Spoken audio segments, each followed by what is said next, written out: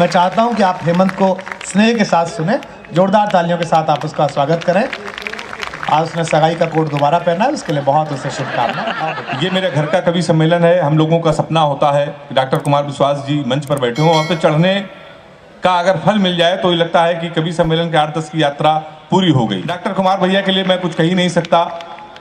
हमसे लोग पूछते हैं, हमारे दोस्त पूछते हैं कि तमाम कवियों को यश भारती और पद्मश्री मिल गई, तुमको क्या मिला 8-10 सालों में? तो मैं उनको बताता हूं कि मैं डॉक्टर कुमार विश्वास जी के चरणों पर बैठकर जो कविता पढ़ रहा हूं, इससे बड़ा सम्मान मेरे लिए कुछ नहीं हो सकता।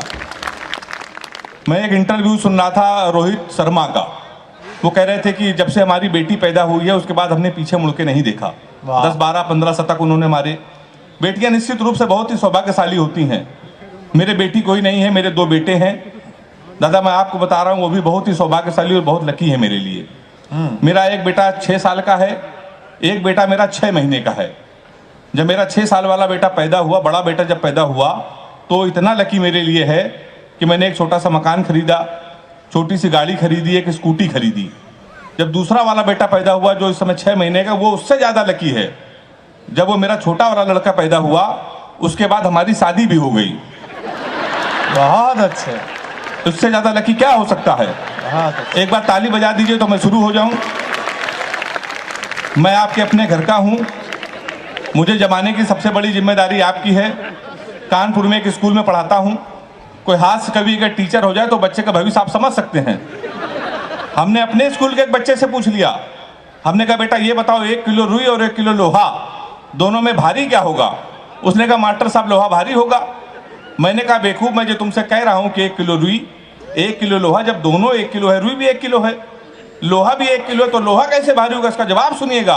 उसने कहा मास्टर साहब आप हमको 1 किलो रुई फेंक के मारिए। हम आपको 1 किलो लोहा फेंक के मारते हैं। तालियां अभी भी कमजोर है आपकी।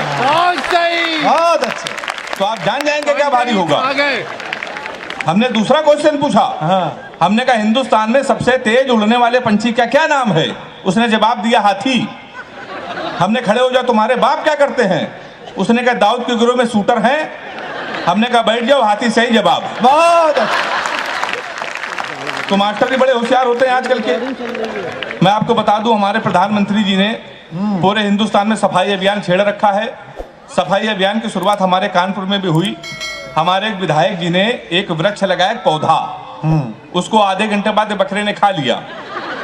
शाम को विधायक जी ने उस बकरे को खा लिया। तो मैं उसी कानपुर का हूं साहब। दादा कुमार विश्वास जी हमसे पूछ रहे थे कि यार ये वीर रस के कवि इस कवि सम्मेलन में क्यों नहीं है? तो मैंने दादा को बताया, जब इतने वीर लोग खुद ही भारत में हैं और सबसे ज्यादा वीर लोग तो कानपुर में हैं, तो क्या जरूरत है वीर रस के कवियों को बुलाने की? आपको सच्ची घटना बता रहा हूं। 1 महीने पहले कानपुर के एक हमारे व्यक्ति विजयनगर में रहते हैं, यादव जी, वो हमारे पास आ गए। कहने लगे हम जा रहे हैं डिस्कवरी चैनल। हमने कहा वहां क्या करोगे? कहने लगे हमको शेर से मुलाकात करनी है। जब मोदी जी शेर से बात कर सकते हैं, शेर के कान में बात कर सकते हैं, उनकी फोटो वायरल हो सकती है, तो मैं तो कानपुर का हूं, तो क्या मैं नहीं जा सकता? तो हमने उनका भाई साहब आप क्यों जाओगे, आप नहीं जा सकते हो? कहने लगे नहीं हमको जाना है, पूरी क्वार्टर हमारी जेब में पड़ी है। हमको टोकने की जरूरत मत करो। और आपको सच्ची बात बता रहा हूं कि वो व्यक्ति, वो यादव जी डिस्कवरी चैनल गए और उन्होंने फोटो 2 दिन बाद डाली, शेर के कान में वो बात कर रहे थे। सही बता रहा हूं, बिल्कुल सच्ची घटना। 15 मार्च को उनकी याद में कवि सम्मेलन है। कुमार भैया संचालक। ताली अभी भी कमजोर है आपकी। तो इतने वीर लोग हैं कानपुर में। अभी हमारे कश्मीर मुद्दे की बात चल रही थी, तो ट्रंप ने कहा इसमें मध्यस्थता करेंगे। तो हमने कहा हमारे मोदी जी इस काम के लिए हैं, तो आपको क्या जरूरत है? आप क्यों मध्यस्थता करोगे कश्मीर के लिए? मैंने 8 पंक्तियां लिखी, मजा आ जाए तो तालियों का महोत्सव देकर मुझे शुरू कर देना। हमने कहा ट्रंप ज्यादा बोलोगे तुम्हारी दस्तार चली जाएगी, सर की पगड़ी। हमने कहा ट्रंप ज्यादा बोलोगे तुम्हारी दस्तार चली जाएगी, गोली चली इधर तो उस पार चली जाएगी। हमारे घर के मसले में तुम अम्मा ना बनो, अमित शाह को भेजेंगे तुम्हारी सरकार चली जाएगी। अमित शाह को भेजेंगे तुम्हारी सरकार चली जाएगी। ये स्थिति आपको प्रणाम करता हूं। इससे अच्छा आप लोग मुझे क्या सुनोगे? 10, 15, 20 मिनट आपके बीच में रहूंगा। मुमताज जी आएंगी, वो श्रृंगार की बातें करेंगी, प्यार मोहब्बत की बातें। मैंने आज तक श्रृंगार के विषय में कुछ ने लिखा। हाँ। प्यार मोहब्बत के विषय में मैंने आज तक तो छोड़िए लड़की को नहीं देखा। 4 पंक्तियां लिखी, मैं प्यार मोहब्बत से क्यों दूर रहता हूँ। अच्छा। कि एक फूल, और चौथी पंक्तियों में मुझे तालियों का आशीर्वाद दीजिएगा कि एक फूल तुझे देने के लिए सस्ते में ले लिया। हाँ। एक फूल तुझे देने के लिए सस्ते में ले लिया, देखे ना कोई इसलिए बस्ते में ले लिया। फूल तुझे देने को निकले थे जाने मन, पर बजरंग दल वालों ने उसे रस्ते में ले लिया। तो मैं बहुत रोता हूँ साहब। बहुत अच्छा। सही बता रहा हूँ आपको, ब्रिगेडियर सर बैठे हैं, बिल्कुल मैं सही बता रहा हूँ। मैंने आज तक प्यार मोहब्बत कभी नहीं किया। हाँ। अच्छा, प्यार मोहब्बत छोड़िए, हमने किसी लड़की का आज तक गौर से देखा तक नहीं। अच्छा। लड़कियों की बीमारी होती है, बीमारी सही हो तो नौजवान हाथ उठा के मेरा समर्थन करना। लड़कियों की बीमारी होती है, किसी लड़की का आप गौर से देख लो तो कहेंगी देखो कैसे कुत्ते की तरह देख रहा है, ना देखो तो कहेंगी कुत्ता देख भी नहीं रहा है। तो मैं साहब बहुत दूर रहता हूँ प्यार मोहब्बत से। अच्छा, प्यार मोहब्बत तो छोड़िए, हम लोग तो हाथ से कभी हम लोगों को सीरियस नहीं लेता। हम लोगों की शादी बहुत मुश्किल में होती है। हमारे तमाम रिश्ते आए, पता चला लड़का हाथ से कभी रिश्ते वहीं से लौट गए, कोई सीरियस लेता ही नहीं है। एक रिश्ता हमारे आया, लड़की की माँ ने हमारी माँ से पूछा लड़का क्या करता है। हमारी माँ ने कहा कवि है। बोले उनके पिताजी क्या करते हैं। बोले वो भी कवि। बोले उनके पिताजी। बोले वो भी कवि। बोली क्या घर में कोई इंसान नहीं है। रिश्ता लौट गया। 1 महीने बाद फिर एक रिश्ता आया, फिर लड़की की माँ ने पूछा लड़का क्या करता। हमारी माँ ने कहा कवि। उन्होंने कहा शादी मंजूर। अच्छा, कवि के नाम से कई रिश्ते लौट गए थे, हमारी माँ ने कहा मंजूर क्यों। वो बोली जोड़ी बहुत अच्छी रहेगी, आपका लड़का कवि, हमारी लड़की पागल है। तो तमाम रिश्ते हमारे लौट गए। लेकिन आपको बता दूं, कुमार भैया, एक दिन हमारी शादी तय हो गई थी। अच्छा। आज के 10 साल पहले। हाँ। लेकिन हो नहीं पाई थी उस समय। हमारी जब शादी तय हुई तो हमारे पिताजी ने कहा बेटा कि लड़की हमने पसंद कर ली है, हमको और तुमको साथ में चलना है लड़की को देखने। तो हमने कहा पिताजी ठीक है, शादी वैसे भी नहीं हो रही, आप चलिए लड़की को देख लीजिए। हाँ। फिर उनका अचानक फोन आया कि बेटा हमको ऑफिस में काम आ गया है, तुम अकेले जाओ लड़की को देख आओ। अच्छा। और पहली बार जा रहे हो, खाली हाथ मत जाना, कुछ लेके चले जाना। तो हम कानपुर के, हम कट्टा लेके पहुंच गए। 2.5 साल बाद हमारी जमानत हुई। बहुत अच्छे। अब क्या ले जा सकते हैं। तो उसके बाद फिर एक हमारा रिश्ता आया। इस बार लड़की के पिताजी आए, कहने लगे तुमसे 2-3 क्वेश्चन पूछेंगे। लड़कों का आजकल इंटरव्यू ले, जब हमने पूछिए कहने लगे कि तुम पढ़े लिखे कितना हो। हमने कहा अंग्रेजी से मैं क्या है, कहने लगे 2-3 क्वेश्चन पूछेंगे, बता दिया तो शादी फाइनली परमानेंट कैंसिल। हमने कहा पूछिए कि कितना पढ़े लिखे। हमने कहा अंग्रेजी से मैं क्या। बोले अंग्रेजी आती है। मैंने कहा बिल्कुल आती है। बोले अंग्रेजी बोल लेते हो। मैंने कहा बोल लेता हूँ। बोले ABCD आती है। अब मैं अंग्रेजी का टीचर, हमसे पूछ रहे ABCD आती है। हमने कहा आती है। कह रहे हैं आती है तो छोटी ABCD सुनाओ। कहाँ सुनाते हम छोटी ABCD। कहने के तुम अंग्रेजी फेल। गणित आती है। हमने कहा आती है। कहने के 41 का पहाड़ा सुनाओ। 41। हम उसमें ही फेल।